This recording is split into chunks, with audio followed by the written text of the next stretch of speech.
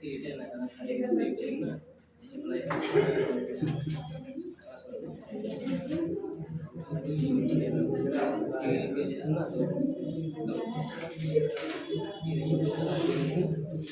कल हम लोगों ने उष्णकटिबंधीय सदाबहार वन या हम लोगों ने वर्षा वन के बारे में पढ़ा था, है ना। ये हमारी देखेंगे, ये हमारी पृथ्वी है और हम लोग देखेंगे दुनिया के किसी भी क्षेत्र में जाएंगे हमको यहाँ वन नहीं मिलेगा, हमको यहाँ वन नहीं मिलेगा। जब भी वन मिलेगा हमको विषुवत रेखा पे ही मिलेगा, है ना। तो इस चीज को हम लोगों ने इसके बारे में जाना कि ये वाला जो क्षेत्र है यहाँ पर सदाबहार वनस्पतियां पाई जाती हैं। अच्छा, हम लोग एक चीज और भी ध्यान रखेंगे कि जो वनस्पतियां हमारे पृथ्वी के उत्तरी ध्रुव में पाई जाएंगी वही दक्षिणी ध्रुव में पाई जाएंगी, बशर्ते विषुवत रेखा को छोड़कर। देखिए विषुवत रेखा ने यहाँ पर आपको सदाबहार वनस्पतियां या हम कह सकते हैं कि वर्षा वन के रूप में पाए जाते हैं। और कौन कौन से वृक्ष है? रोजवुड है, महोगनी है, बेंता है, सिनकोना है, रबड़ है, बांस है, ताड़ है। ये सब कैसे वृक्ष है?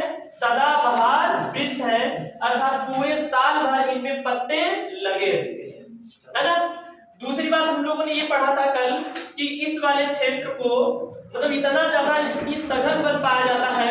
जैसे हम लोग ये वाला अमेजन का जंगल है ना, ये है अमेजन बेसिन, ये है कांगो बेसिन, है ना, ये कांगो बेसिन और ये है इंडोनेशिया बेसिन।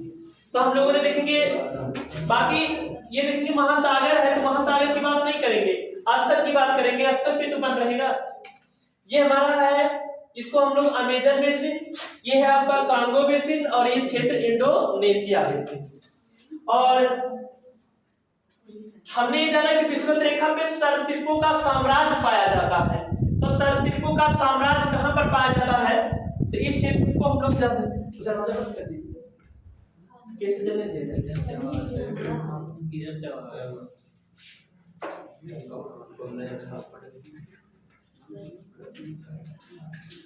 देंगे। इसमें प्रमुख विशेषता ये ध्यान रखेंगे, ये वाला पूरा का पूरा क्षेत्र जो है वनों से सघन है। पूर्ण रूप से हम समझेंगे कि यहाँ पर वनों की सघनता पाई जाती है और इस क्षेत्र में सरीसृपों का साम्राज्य पाया जाता है। जैसे एनाकोंडा जो सर्प है ना, वो कहाँ पर पाया जाता है? अमेजन के जंगल में, है ना। और पिग्मी जो जनजाति है वो कहाँ पर पाया जाता है? तो हम लोग ध्यान रखेंगे कांगो बेसिन में। और इंडोनेशिया का जो क्षेत्र है वो तो छोटे छोटे द्वीप समूहों के रूप में बटा हुआ है ना। छोटे छोटे द्वीप समूहों के रूप में बटा हुआ तो छोटा है, तो छोटा होने के कारण जो है उस पे लोगों का अत्यधिक मात्रा में आयात और निर्यात होता है। और इंडोनेशिया का जो क्षेत्र है सबसे ज्यादा वहां पर टूरिज्म वाला क्षेत्र है। टूरिज्म मतलब लोग जाते हैं देखने उखने के लिए, है ना। और यहाँ पर इतना जंगल है, एक तो रोज वर्षा होती है, दूसरे वहां पर संसाधन पहुंच नहीं पाते, वृक्ष की कटाई कर नहीं सकते। और दूसरी बात, अगर संसाधन लेकर पहुंचे तो सबसे पहले सीसी मक्खी का शिकार होंगे। सीसी मक्खी हम लोग ये जानते हैं कि सीसी मक्खी के काटने से निद्रा रोग होता है ना। और अगर एक बार डंक मारा, चलो ठीक है सो लिए, है ना, 10-12 घंटे, फिर दूसरी बार मारा, चलो 10-12 का 24 घंटे सो लिए। अगर बार बार डंक लगता रहा तो उससे आदमी की मृत्यु भी हो सकती है ना। और दूसरी बात, यहाँ पर जहरीले सांप पाए जाते हैं, है ना, और बिच्छू पाए जाते हैं। तो ये पूरा का पूरा सरीसृपों का साम्राज्य पाया जाता है ना। इस चीज को हम लोग ध्यान रखेंगे, है ना। और दूसरी बात, इतना सघन वन होता है, इतना सघन वन होता है कि सूर्य का प्रकाश वन के अंदर जो है नहीं जा पाता, पूरा का पूरा अंधेरा दिखाई देता है।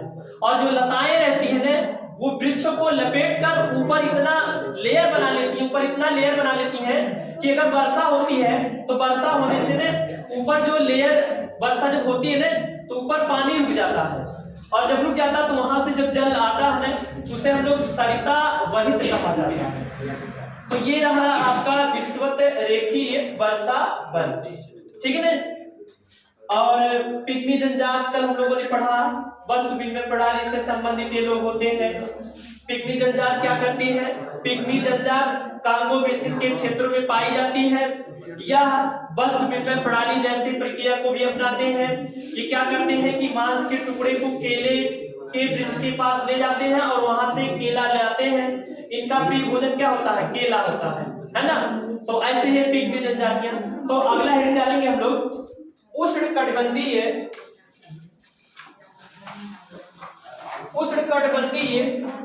अर्धपर्णपाती वन। उष्णकटिबंधीय अर्धपर्णपाती वन। उष्णकटिबंधीय अर्धपर्णपाती वन।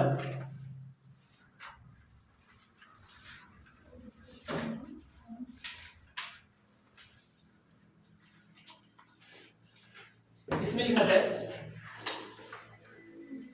यहां पर 100 से 200 सेंटीमीटर तक वर्षा होती है। यहां पर 100 से 200 सेंटीमीटर तक वर्षा होती है।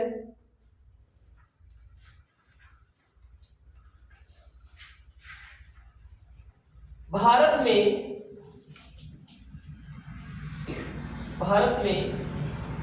यह क्षेत्र सह्याद्री के पूर्वी ढाल। भारत में यह क्षेत्र सह्याद्री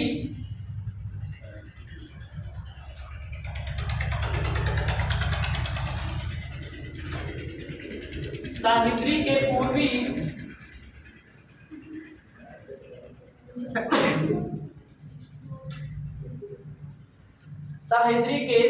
पूर्वी ढाल पर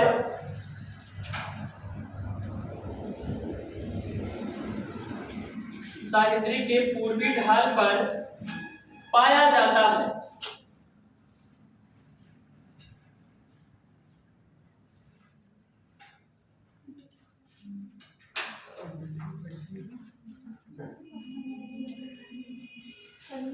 अच्छा, ये देखेंगे हम लोगों ने, ये वाला जो क्षेत्र है उष्ण कटिबंधीय है ना, अर्धपर्णपाती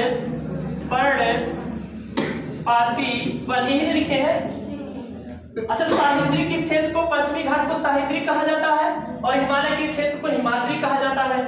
आप देखेंगे ये वाला जो क्षेत्र है ये सह्याद्री है, ठीक है ना। हम लोगों ने ये पढ़ा था सदाबहार वनस्पतियां, ये वाला क्षेत्र सदाबहार वनस्पतियां है ना, ठीक है। और ये वाला जो क्षेत्र है ये कैसा है? ये उष्णकटिबंधीय पर्णपाती वन, यही ना। क्या कारण है कि देखेंगे दोनों, एक तो ये सदाबहार और दूसरे ज्येष्ठ उधर जो है वो पर्णपाती वनस्पतियां हो जाती हैं। क्या कारण है? हम लोग यही जानते हैं। देखिएगा, ये तो सदाबहार वनस्पतियां पाई जाती है, कोई दिक्कत है नहीं। रोजवुड, महोगनी, बेंता, जितने भी सदाबहार वनस्पतियां हैं वो सह्याद्री के पूर्वी क्षेत्र पे पाया जाता है, पश्चिमी क्षेत्र पे पाया जाता है।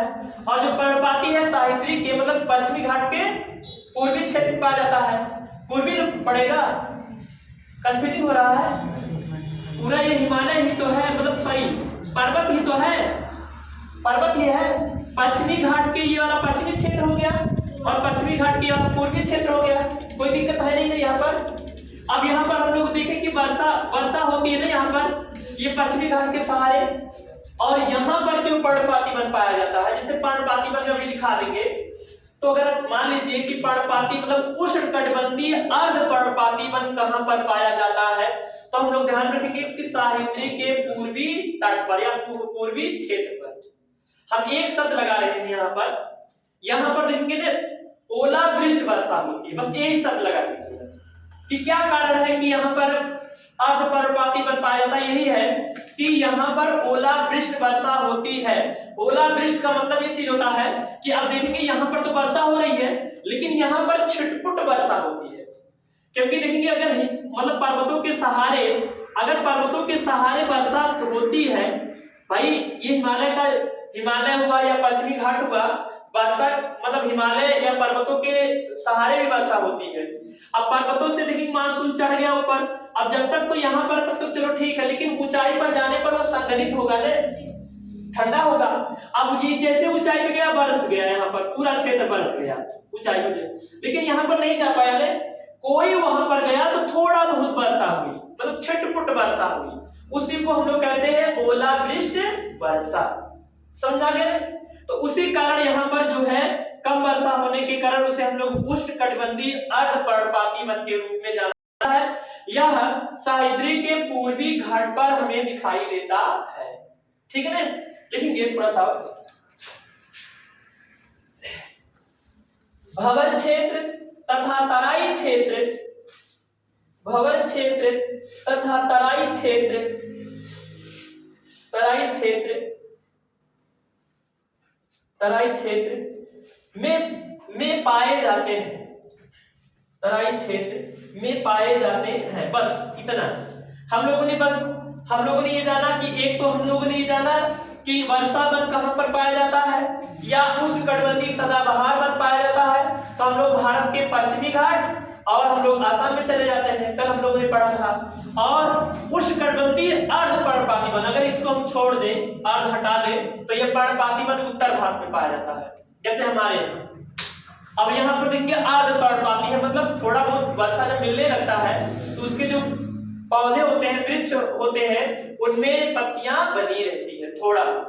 तो अब बस वही चीज है, ये देखेंगे जो है आपका अर्ध हो गया। देखेंगे जैसे जैसे सागवान,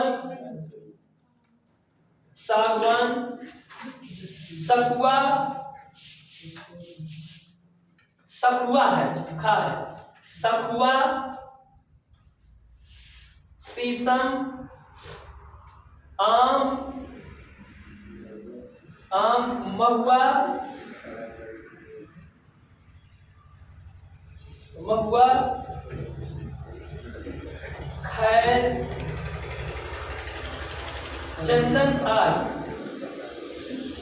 खैर, चंदन आदि।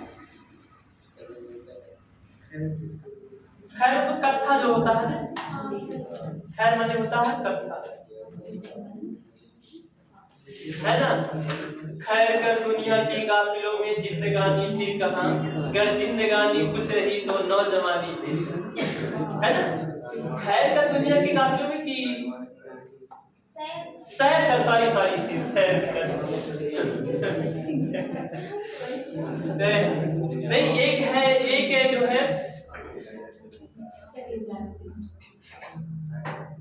खैर मांगो जान की, है ना, जो एक शायरी था जो है उसपे मुगल वंश के अंतिम शासक जो थे बहादुर शाह जफर, उन्होंने कहा खैर मांगो जान की, जागीर हिंदुस्तान की, दम दमों में दम नहीं, हाँ दम दमों में दम नहीं, खैर मांगो जान की, दम दमों में दम नहीं, खैर मांगो जान की, ऐ जफर ठंडी हुई जागीर हिंदुस्तान। ये चीज है। तो जब वो अंतिम में जब उन्हें भारत से म्यांमार निर्वासित किया गया था, तब उन्होंने कहा, जब मुगल वंश के अंतिम शासक बहादुर शाह जफर को भारत से म्यांमार के लिए, रंगून के लिए निर्वासित किया गया, तब उन्होंने कहा, क्योंकि वो शायर थे ना, वो शायर थे, और उन्होंने कहा कि